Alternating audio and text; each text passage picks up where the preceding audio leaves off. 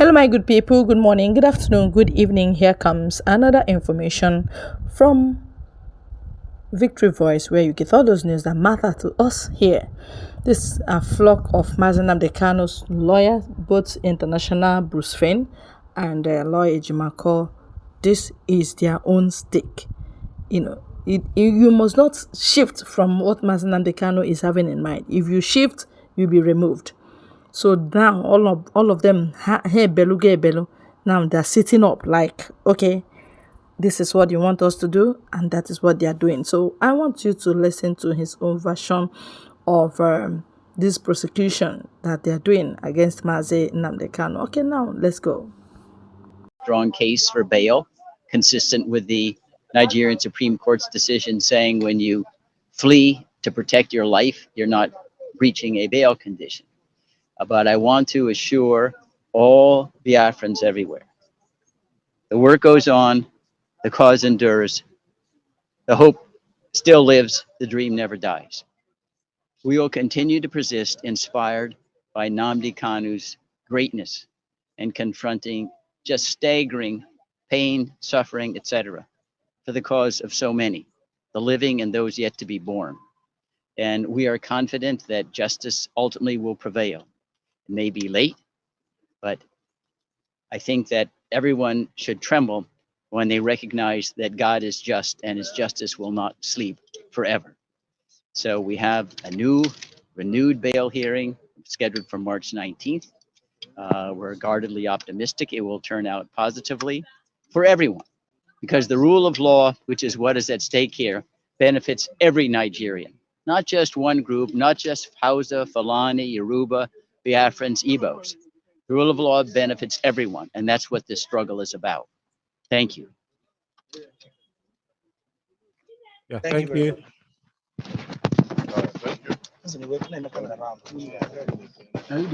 Well, Okay, yeah, you're live. Go on, Mr. Go on, Namazi. okay, thank you very much. Thank you. Thank you once again, Thank you. Barrister Nnakejo. Thank you. So this is one of our legal luminaries for IPOB and Nnamdi Kanu. Okay, so Barrister, please, in summary, what transpired today in court? Well, thank you very much. What happened today in court was the bail application we filed was moved. We urged His Lordship to release Nnamdi Kanu as directed by the Supreme Court. And we also, in the course of moving the application, urged my Lord to be guided and persuaded by the judgments of other high courts, especially the High Court in Umuahia and the High Courts at Enugu, where the issues of his living Nigeria was adequately canvassed and discussed. And we know that in those courts, the courts held that Nnamdi did not jump bail, but rather was chased away from Nigeria by the Nigerian armed forces when they went to terminate his life in his house in Afaruku. The prosecution, on the other hand, challenged the issue of bail, claiming that he jumped bail. But obviously, the Supreme Court had taken care of that. The Supreme Court said in their judgment of December 15, 2023, that Nnamdi did not jump bail, but rather had to escape for the safety of his life and well-being, and that nobody should have revoked his bail in the first place. So we thank God that today we were able to move that application. We were actually hoping also that we were going to have a ruling today, but eventually His Lordship was the opinion that bail, that they really had to wait until the 19th of March 2024, by which time she would have made up her mind whether to grant bail or not, or the conditions to attach the bail if granted. We're also looking forward to a hearing. Yes, she had directed the prosecution to file their witness statement on oath from the witnesses they have, and serve on us timeously so that we can prepare for our defense and cross-examination. So we're looking forward to a robust 19th of March, when they will present whatever witness they have, and then we can also challenge those witnesses with our questions to determine the veracity or otherwise of what they are going to say. So that is precisely what happened today, and what we expect to happen in the nearest future between today and the 19th of March 2024. Thank you very much. Please, my name is Nnamdi. Please, Barrister, the public has been in the know regarding Mazi Nnamdi Kanu's health issue. Yes. So a simple question, and I believe the public also wants to know the update. How is Nnamdi Kanu health-wise? Well, from the medical reports made available to us, which we filed in court, his health is not too wonderful.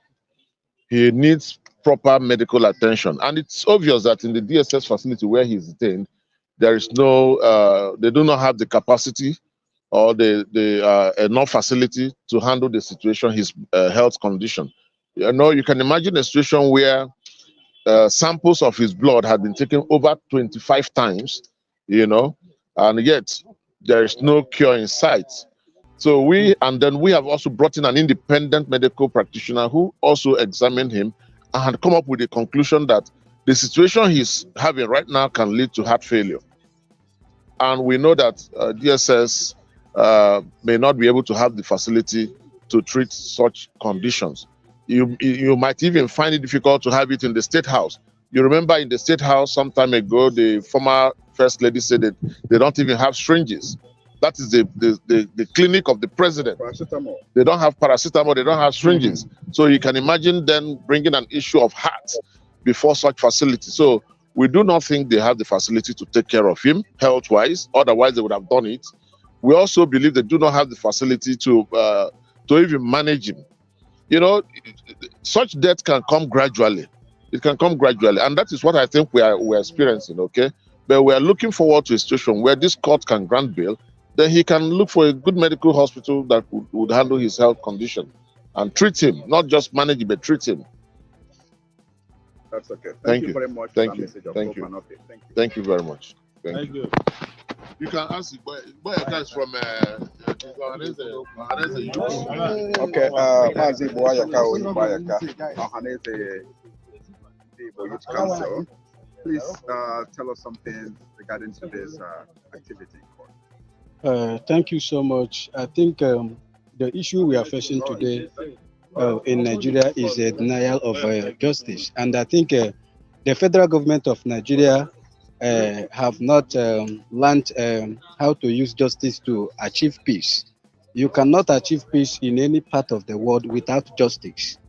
I believe that if the Federal High Court will do justice to them, Mazi Nnamdi Kanu case, and when they bring the allegation that Nnamdi Kanu jumped bail, I want to inform the federal government to remember that on that fateful day of Operation Python Dance, more than 200 Igbo youth were massacred at Afara Uku, and they should bear that in mind before talking about jumping of bail.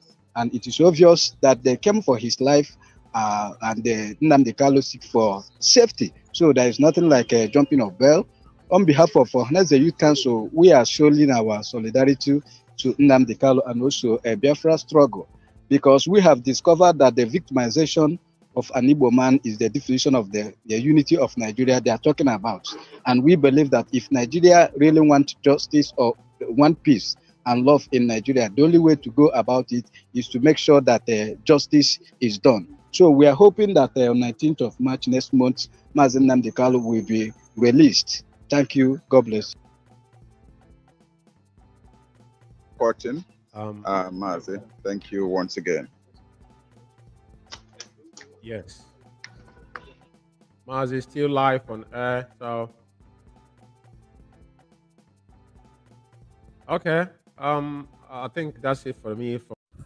All right, I hope you were patient enough to follow us to this end. I know you must have learned one or two at least from the lawyers that matter to Mazi Nnamdi Kanu as at now. Yes, the bail should be granted and Mazi should be taken care of, because his death will not stop Nigeria from being destroyed. That's the truth. And you should know that he has already trained a lot of people, trained minds that will say Biafra or nothing. And that's the news we have for you right now. We urge that you please stay glued, like, share, and subscribe. Thank you.